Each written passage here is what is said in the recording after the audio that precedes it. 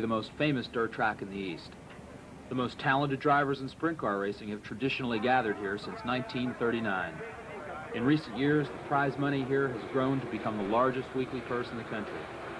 The Sunday afternoon opener usually brings out one of sprint car racing's largest crowds.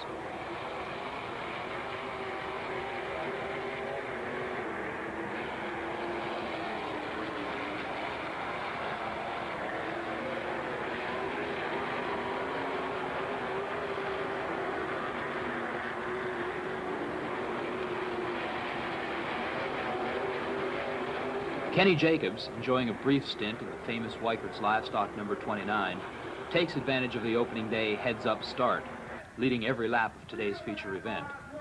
Joey Gravino finishes second, with Fred Raymer third.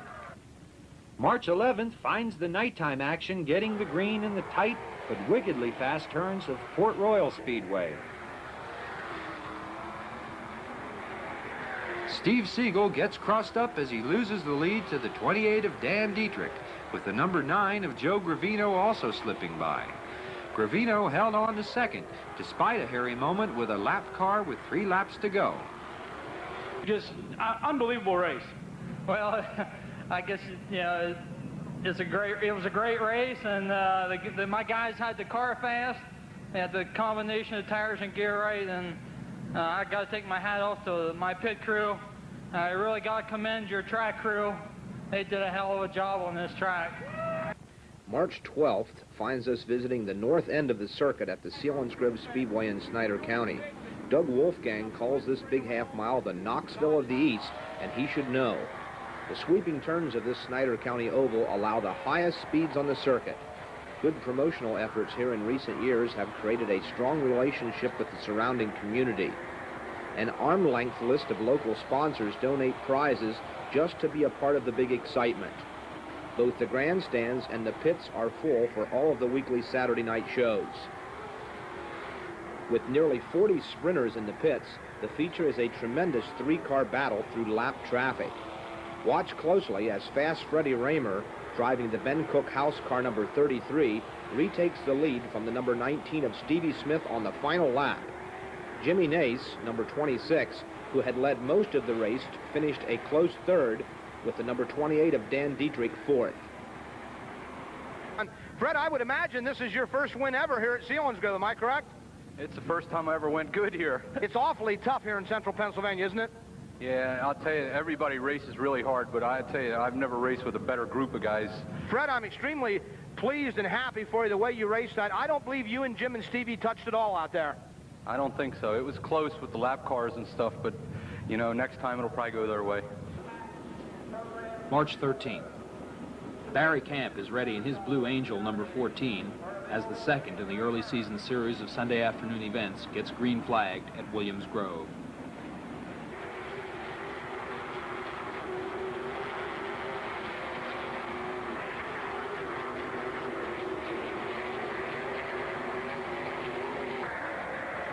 Steve Stambaugh catches the steal while leading his heat race, resulting in a wheel-to-wheel roll.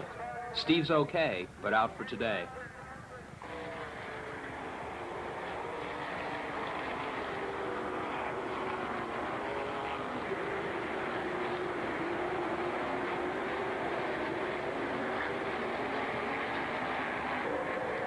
The second event of the year finds handicapping in place, which greatly enhances the competition. Bobby Landis grabs the lead in the ICP number 86. The number 119 of Steve Smith is in close pursuit. Lap 13 proves unlucky for Landis as he drifts high, allowing Smith to slip past on the inside. When the first yellow flag waved on the 22nd lap for Kenny Adams, who lost his steering, the restart found Joey Allen in the number 7C, holding the second position. Joey takes the lead from Smith in the first turn, but now a red for Joe Gravino's escape over the second turn is going to make Joey have to make the pass all over again. No problem, says Joey. Ladies and gentlemen, a great drive today for Joey Allen. He says he's coming back to see you next week. Let him hear it. Joey Allen. Larry Jackson prepares as we visit the circuit's most successful track, the Silver Spring Speedway, featuring the Super Sportsman racers. It's March 19th. In many ways, this 3/8 mile oval is in a world and a class by itself. Promotership here has learned that the simple key to large crowds is a well-organized, fast-paced, and properly lengthed show. There are very few two-day events at the Spring, that is, shows lasting past midnight. In what many consider the highlight of the night, this common-sense approach finds hundreds of fans swarming the pits after the racing to meet their favorite drivers. A large following depends on Silver Spring for its weekly racing entertainment and its family atmosphere.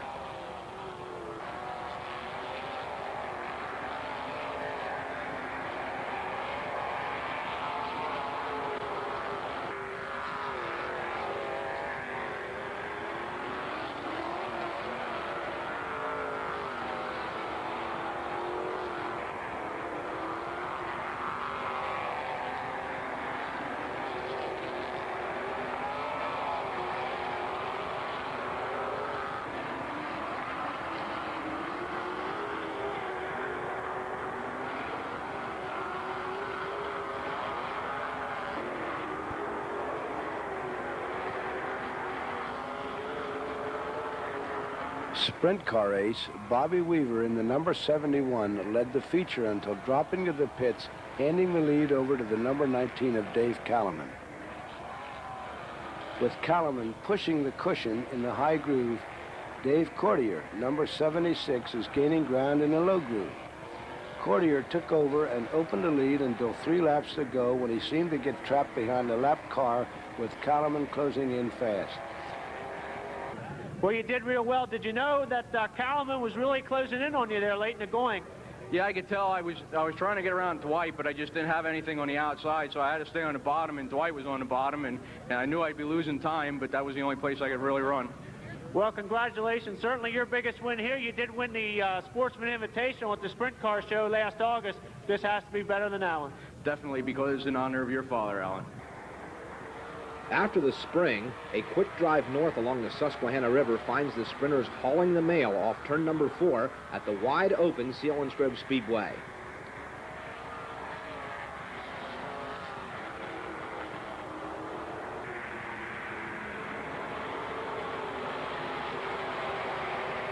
Bill Glenn, a URC star, takes the low groove through turn number 4. Chuck Reinert has taken over the driving chores for Van May, and it doesn't take long for the number 69 Sterner Cement Sprint to find victory lane. You know, this is ironic that Van goes in for a big operation tomorrow and you win a heat and a feature win for him. It has to make him feel good as well as you. Well, this is my first sprint car win ever, so I'm probably about as excited as I can be. Well, you're shaking as bad as I am. You're shaking out of excitement. I'm shaking just because I'm plain doggone cold. Chuck, some of the drivers said the track was really fast for this time of the year. Was it pretty quick? It felt pretty fast to me. There again, I haven't raced in a year or so, so anything's pretty fast. But the track was nice. It's smooth and everything. And our car was hooked up real well, obviously. So I'm just happy. Freezing temperatures make for sprint car insanity on March 25th at Port Royal.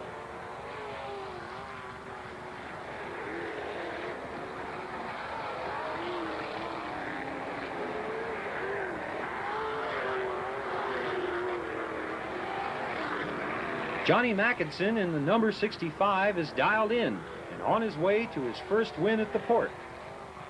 Paul Latier's last lap attempt to snatch second from Bobby Landis produces some fine broad sliding. Bobby Landis and Paul Latier were right behind you. It's always a advantage starting up front, and the track's in excellent condition tonight, and it's really good. The rain held off. Yeah, we've been struggling the past couple weeks with some engine problems, but I think we've gotten on the right track now. George Ryden and Dwight Lieb are ready for more daylight action at the Silver Spring Speedway on March the 26th. Early spring rains find the beautiful Super Sportsman taking the green on an unusually choppy racing circuit.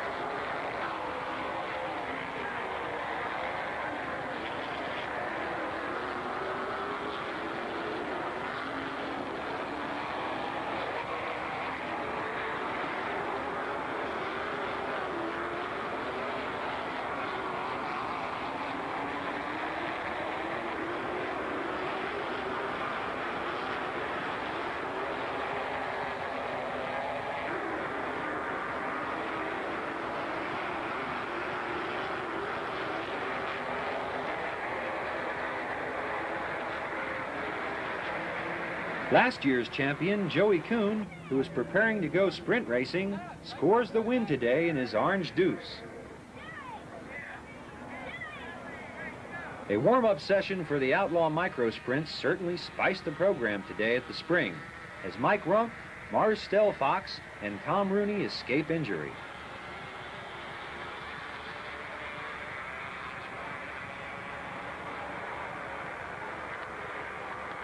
March 27th.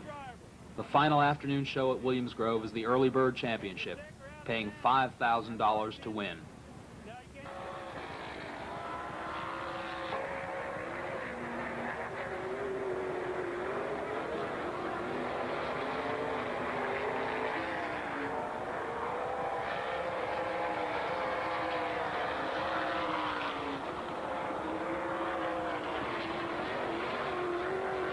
For the second week in a row, the second turn is the scene for a ride out of the ballpark, and it's a super spectacular as Bobby Landis hangs on tight. Bob's okay, and the car has remarkably little damage.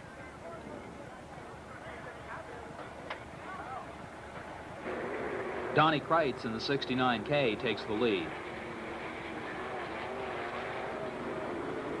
More problems for Kenny Adams as he dumps it after contact with the 29, being chauffeured now by Californian Jimmy Sills. That's the number 12 of Steve Stambaugh challenging Kreitz, but it's young Donnie collecting the winner's check and talking it over with yours truly in victory lane. Well, Steve Stambaugh was right there with you when you got into the lap traffic, and I think the caution flag was really a break for you. Yeah, I didn't know how close Steve was. When the caution came out, I wasn't too happy, but then I was also happy because I knew it'd give me a break from the lap traffic, because today was really a break starting up front because it was pretty much a one-groove track, and it would have really been hard to get through lap traffic.